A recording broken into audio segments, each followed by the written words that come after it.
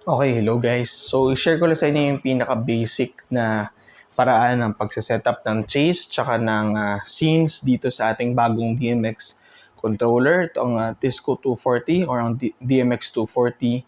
So, I'm excited to share this with you guys kung paano mag-set ng scenes at ng chase dito sa ating bagong DMX controller. So, orient ko muna kayo dito sa pinaka-essential na parts ng ating DMX controller para alam nyo lang. So, una is yung power switch. Yung power switch ay nandito sa taas, sa top left. Tapos sa ilalim naman niya ay yung blackout button. So, pag gusto nyo patayin lahat ng ilaw ng sabay-sabay, blackout nyo lang. Tapos dito naman sa baba is itong run edit button. So parang ito yung program button natin na ginagamit before doon sa lumang DMX controller natin. So kapag mag-edit kayo ng chase, mag-edit kayo ng scenes, mag-edit kayo ng presets nyo dito sa scenes natin, ito ang pipindutin nyo, si run edit. Tapos si scan light, tsaka si CH and sub na buttons, pag-uusapan natin to next time. Kasi as of now, inaaral ko pa kung paano gamitin yung ibang features ng controller na ito. So for now, focus tayo kay run edit na button and itong mga nandito as well as some buttons na nandito. So first one, pinakauna nyo kailangan malaman is itong buttons na nandito, itong P1 to P12, ito po ay combined na yung ating scanner, yung ating chase na buttons. So kung naalala niyo yung controller natin dati, magkahiwalay si scanner, magkahiwalay si scene, magkahiwalay si chase na button. Ngayon, pinagsama na siya dito sa button na ito. So, paano natin ngayon malalaman kung anong feature o anong function yung naka-enable? Dito natin malalaman sa screen sa taas.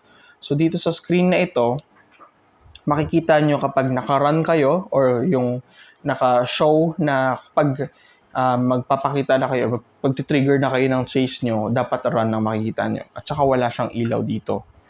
So, may screen na nandito. Dito nyo makikita kung kayo ay naka-run at kung anong chase number yung pinili nyo.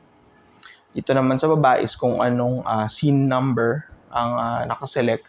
Tapos itong dalawa naman na nandito rin yung speed ninyo, yung value ng speed, tsaka value ng cross or yung fade. So itong nandito naman sa top right, itong faders na ito, ay ito yung speed and yung cross. So speed determines kung gaano kabilis or gaano katagal yung isang scene. Cross naman is yung kung gaano katagal or gaano kahaba yung transition from one scene to another. Okay? So ngayon, paano tayo mag-setup ng chase tsaka ng scene? Unang-unang kailangan nyong malaman guys is yung scenes natin ay naka-contain na siya sa isang chase. So automatic na yon. Sa dati nating controller, magkahiwalay pa yung scene. So may sa dati nating controller may bank, tapos nandun sa bank na yun, nandun yung scene. Tapos sa scene na yun, dadagdag natin sa chase. So ngayon, dito sa controller na ito, automatic nang nasa isang chase yung isang scene. So, natandaan niyo yung sinabi ko kanina, itong 1 to 12, nandito na si chase, nandito na si scene, nandito na rin nandito na rin yung ano yung isa? Scanners. So, ngayon, pag gusto niyo mag-edit na ngayon ng chase, pupunta muna tayo sa edit. So, click natin si edit button. Pag nasa edit button na kayo, lalabas din siya dito sa screen na kayo nasa edit na. Pag nasa edit na, ngayon, ang next na gagawin naman is piliin nyo kung ano yung chase na gusto nyong i-edit. So, dito sa screen nakalagay chase and then question mark kasi wala pa tayong pinipiling chase. So, ngayon, we have 12 chases to pick and to choose. So, meron tayong chase number 1, 2, 3, 4, 5, 6, 7, 8, 9, 10, 11, 12. So, pili lang kayo ng chase na gusto nyong i-edit. So, i-try natin si chase number 1. So, kay chase number 1, sa baba naman, pag nakapili na kayo ng chase nyo, automatic ngayon na ang i-edit nyo agad ay yung scene number 1 ni chase number 1. So, pinili natin si chase number 1 kanina. Ngayon, ang i-edit naman natin ay si scene number 1. So, sa controller na ito, ang tawag niya sa scene ay step. So, if you can see dito sa screen natin, kung makikita nyo siya, hindi ko lang makikita nyo. Basta, meron dito. Lapit ko na lang. Ayan. So, dito sa controller na ito, ang tawag niya kay scene ay step. So, nasa step number 1 tayo. Nasa scene number 1. So, nag-edit tayo ngayon ng ating first scene. So, ngayon, itong buttons na ito, sila ngayon ang nagpa-function. Since nasa edit tayo, nakapili na tayo ng chase, ngayon, ang function naman nila ay scanners.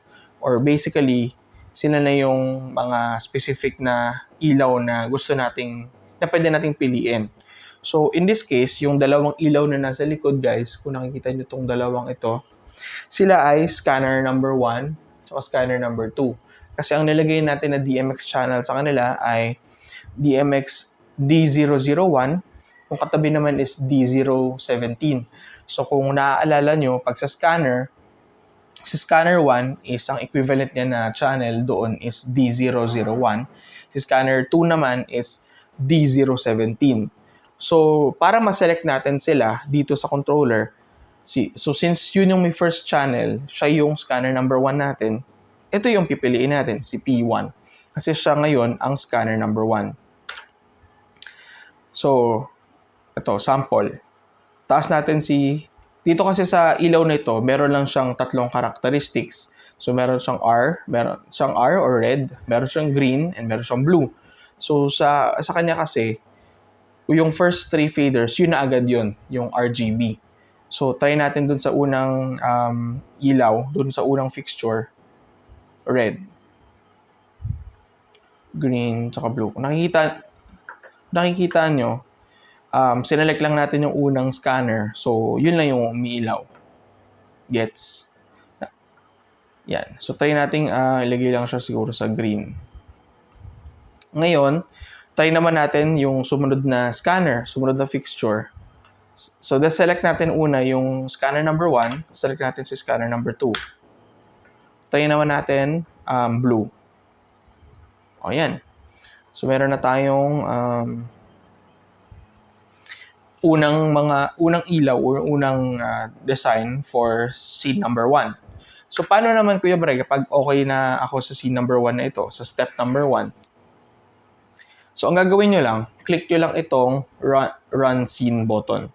So, since nasa edit kasi tayo, ang function nitong run scene button ay parang next page or susunod na scene. So, yan, plus. Bali, susunod na siya doon, mag-add siya ng another step. So, click natin ito. Tapos, yun, pag kinlik nyo na, nasa step number 2 na tayo. Okay? So, ngayon, kanina din-select natin si scanner 1 and 2. Ngayon, select natin ulit sila. Scanner number 1, set ulit tayo ng kulay. Try naman natin red. Tapos, deselect natin si 1. Tapos, select naman natin si scanner number 2. Try natin green naman. Yan. So, ngayon, ito yung ini-edit natin ngayon is si step number 2 na, which is scene number 2. So, kapag okay na kayo kay scene number 2, tulad nung sinabi ko kanina, deselect muna si scanner, baba yung fader, lipat na tayo ng scene. So, automatic niyang nasisave yung scenes under ng chase number 1. So, nakasave na agad yan. Pag nag-next na agad kayo na scene, nakasave na agad siya dun dito kay chase number 1. So, ngayon, nasa scene number 3 na tayo, nasa step number 3. So, try naman natin, sabayin natin si scanner 1 and 2. Select natin sila. Tapos, angat natin. Gusto ko white lang. Combine. O, yan. Pwede na yan. So, yan na si step number 3. Scene number 3. Ngayon, Kuya Bray, okay na ako dun sa 3 scenes na yon. Paano ako babalik dun sa program or babalik dun sa run? So, ang gagawin nyo, select muna si scanners. Baba yung fader. Tapos, huwag nyong kakalimutang mag-next na scene para ma-save si step number 3. So, mag-next scene kayo. Yan, okay na yan. Tapos, pag okay na kayo, balik na kayo. Click nyo lang itong run edit button para bumalik kayo sa run. Yan. So, nasa run na tayo. Ngayon, try nating i-play si chase. So, ngayon, since wala na tayo sa edit, ang function na ulit nitong 12 buttons na ito ay chase. So, chase na ulit sila, chase 1 to 12. So, si chase 1 ang pinogram natin kanina. Try natin i-play si chase number 1. Click nyo lang. Ayan. So, nag-shift na siya ng kulay doon. Ngayon, nasa chase na tayo, paano natin mako-customize yung bilis nung scenes tsaka yung transition nila? Dito tayo ngayon sa speed and cross. So, baba ko lang muna. O, di ba? Bumilis. So, ito sa speed. Pwede nyo dyan i-adjust yung speed na gusto nyo para sa transition ng kada scene. So, pwede nyo bilisan. Yan, tulad yan. Pwedeng bilisan. Pwedeng bagalan. Tapos, kung gusto nyo lagyan ng transition yung kada scene, pwede nyo iangat to.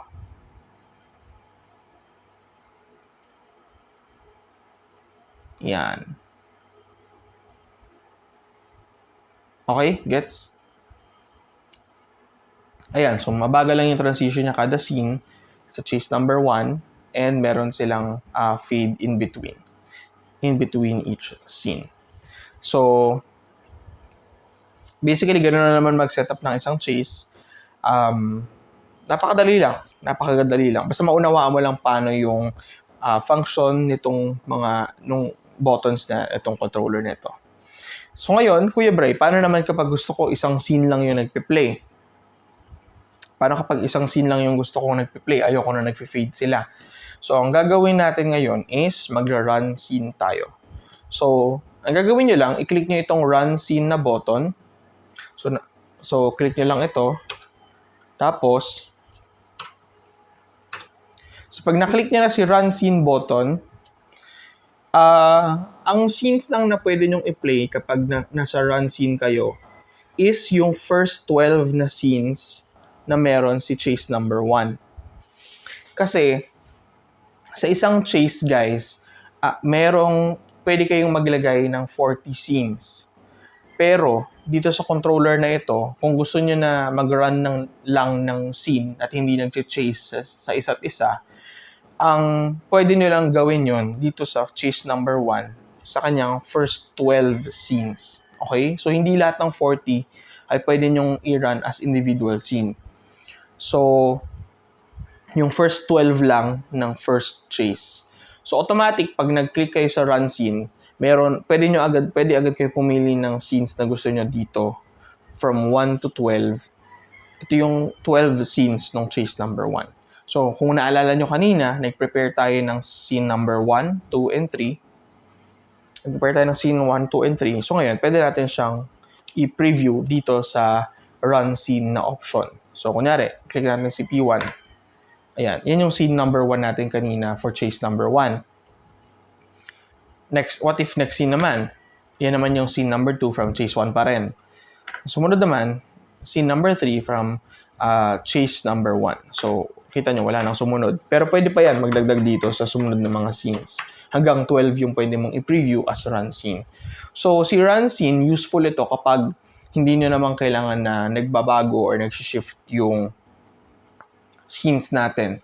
So, kunwari, hindi naman praise and worship, wala namang music, wala namang banda, or wala namang kung ano mang kailangang effects. Kunyari, speaking lang, nagsasalita lang. Pwede natin gamitin to si run scene. So, i-trigger lang natin si run scene, tapos pili lang kayo ng scene na gusto nyo based sa nandito. Okay? Yun. So since ang pwede lang nating i-run na scene ay si chase number 1, I would highly suggest na si chase number 1 rather, ang gamitin nating default para sa ating mga backdrops, para sa ating mga ilaw. Kunwari, gusto natin na meron tayong ilaw kapag nagsasalita lang, pwede natin gamitin si chase number 1. Kasi si chase number 1, doon natin may enable yung run scene. So, kapag nag-run scene kayo, enable nyo to, automatic, ito yung magiging options nyo. Yung first 12 scenes ni chase number 1. Okay. So, I think yun lang naman for now.